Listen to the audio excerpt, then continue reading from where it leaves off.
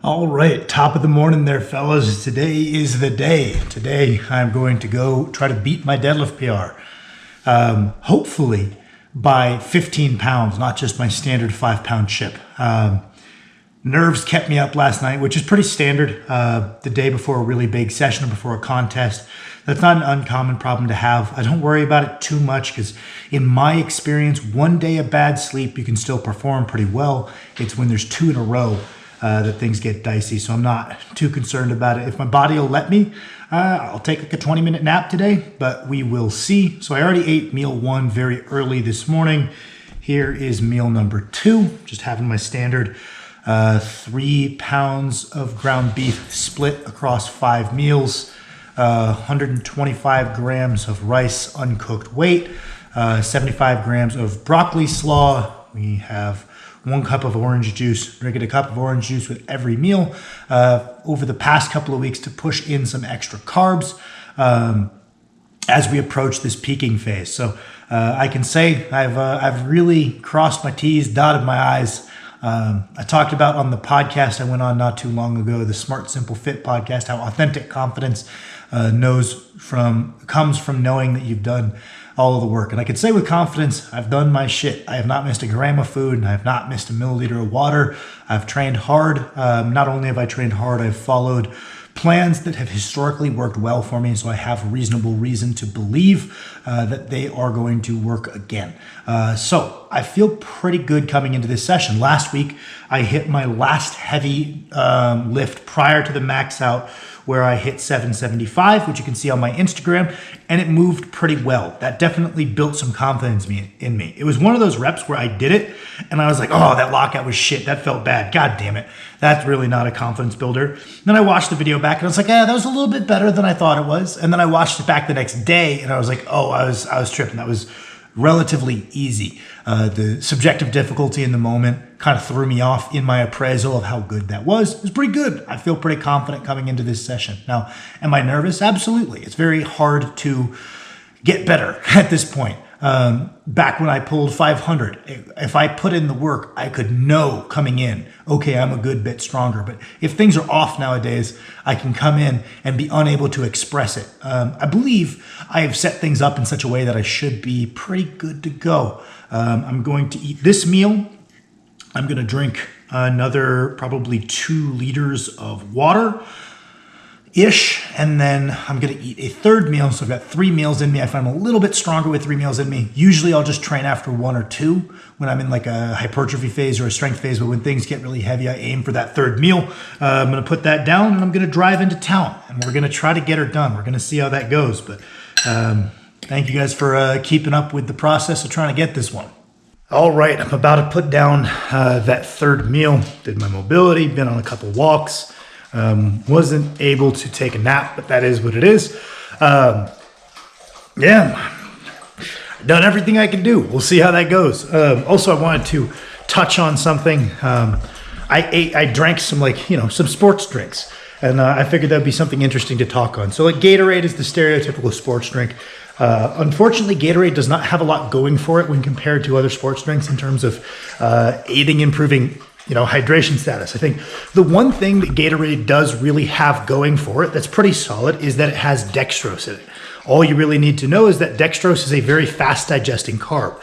So for an intra-workout carbohydrate source, Gatorade is actually pretty solid. I remember John Meadows always talked about, like in a perfect world, you have highly branched cyclic dextrin and EAAs. Highly branched cyclic dextrin being like dextrose, but even better probably. But he said if you can't afford that, just buying EAA powder and putting it into a Gatorade because it already has dextrose can be a cost-effective option to take advantage of that kind of intra-workout nutrition window. That being said, for the average lifter, intra-workout nutrition isn't the most important thing in the world, though Gatorade can fill that role pretty well. So Gatorade, while it, from a intra-workout fuel perspective, is pretty solid, it's really lackluster in terms of its electrolyte profile. So really trying to manage our hydration status, either trying to improve it before a workout or mitigate it getting worse during or after a workout, it's not the best in the world. It's pretty negligible in terms of all electrolytes. I believe if you watch this channel, you've heard me talk endlessly about how I do like body armor a good bit. because it has quite a bit of potassium, which for many people is the hardest electrolyte for them to source. Most people can find enough salt pretty easy without putting too much effort in, but really struggle to source potassium, which the RDA is like 5 grams. So it's not something, it's just like, oh, I eat 1 banana. Now you got to eat 10 bananas, my man. So that can be a good one. Prime is actually pretty good. I refuse to buy it because I don't like all their ads all over my feed. And I'm boycotting for no good reason, but Prime is actually very good.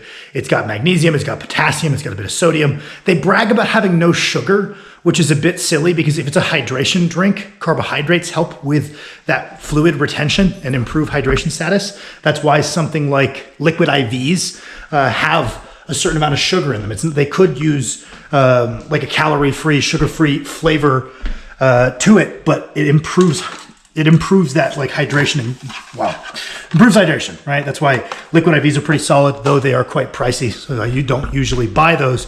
The other one I wanted to touch on that seems to be at a lot of grocery stores now is called Electrolyte. You might have seen it. I like it a good bit. I like the lemon lime flavor a lot. It's got magnesium, it's got calcium, it's got sodium in actually more quantity than most of these other ones, and it's got potassium. So it's not too pricey if you're going to throw something down before a big workout. I'm a big fan of these Electrolyte things.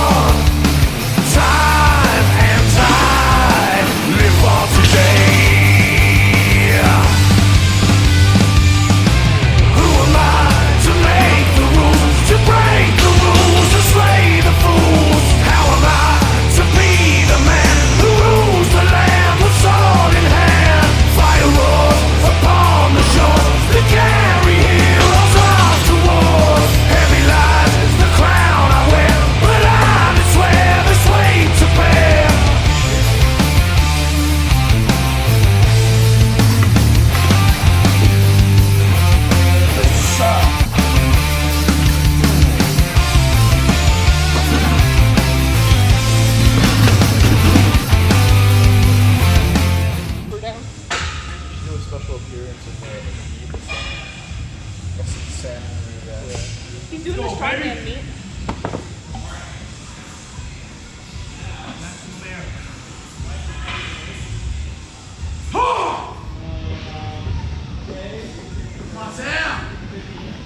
Let's go, Sam. Get tight.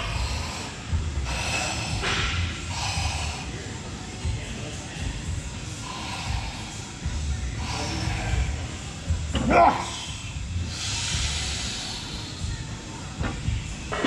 on, Sam. Pull! Pull! Pull, Sam! Come on!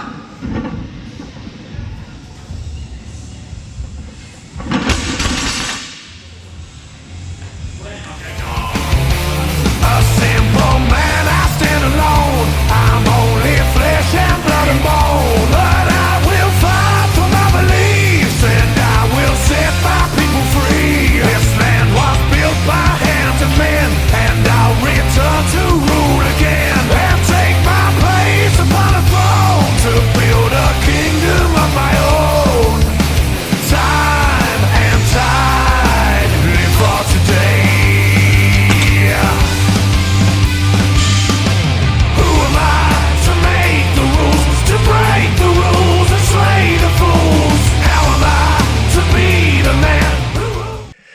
All right, just got home. Hopefully my neighbors don't see me with a camera in my car. That would be a bit embarrassing, but to give you guys my thoughts post-session, came in, I did 10 minutes of cardio to warm up, just a walk that I would do after that meal anyway. General warm up, raise core body temperature. And then I had some front squats, doing those on the Duffalo bar. That's kind of an experiment I'm running right now, because those of you who follow the channel know I have lots of issues with passing out on the front squat. I've gone up to 550 on the straight bar, so I've achieved a pretty good result on the straight bar. But I have issues with like going out. There was like 3 weeks in a row where I full passed out with weights, and it was getting dicey. And one of these times I'm going to go backwards, not forward with the weight, or I might hit my head. And so it started to get a little dicey in the training, but I am very sold that I don't want to rotate out front squats entirely, because they are a very, very good motion for my strongman training to just get good at dealing with a really heavy load in front of the body, as is commonly asked for in strongman, is something that I need to continue getting better at. Like at backwards SSB, the displacement of the bar puts the weight behind you, so it's just not the same exercise as the front squat at all. There's lots of workarounds that you can use in terms of like, the front rack, like the front rack harness or whatever, but all of those I don't find are the same. Even the Duffalo bar I find is one deviation easier because it can't roll. So that it's certainly a bit easier. But that being said, I'm still challenging some of those same core qualities. And if it makes me not pass out, it's a win. I would rather do it on a straight bar, but I have exhausted quite a bit of work into solving the passing out issue. And because I can't achieve a good, true front rack position, I'm putting that on pause. So we're going to try the Duffalo bar. And if I hit a big Duffalo bar front squat and I haven't updated my straight bar in quite a while, I'll probably foray back into that. That way I don't feel like I'm coping using the bar itself to work around a weakness. But that being said, for the time being, I think I'm going to try to work my way towards like an 8 plate on the Duffalo, assuming that is an issue, that is a solution to the passing out issue. I did some light front squats to warm up for the deadlifts, just because I find doing, even if they're really light, something to get my lower body mobile and firing. My deadlifts tend to go better. I only did 3 plates for some singles, basically the least I could do to get the lower body really warmed up, get the legs warmed up for the pulls. Then I started working up on pulls. My first couple of warm-ups were not feeling too good. I was a little worried, but then I worked through my cueing a little bit, and my last warm-up at 745 was the best that has ever moved. Very promising. And I was like, oh shit, it's on. I feel really good. The peak has worked as intended. Then that 835, I'm happy about it. I'm counting it. I'm a strong man. It's not illegal to hitch as long as you finish the pull. So by the rules of my sport, that is legal.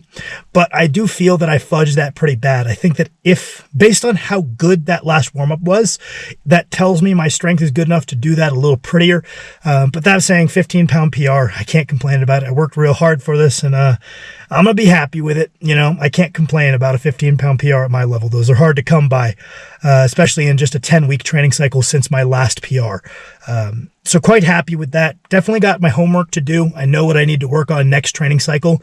It's going to be a big ask to exceed on that maximal of a lift in 10 weeks, but I believe I can do it. I believe next training cycle it's possible for me to get to 840 in that time. So that will be my goal. I got a lot of homework to do. I've got some things I need to work on.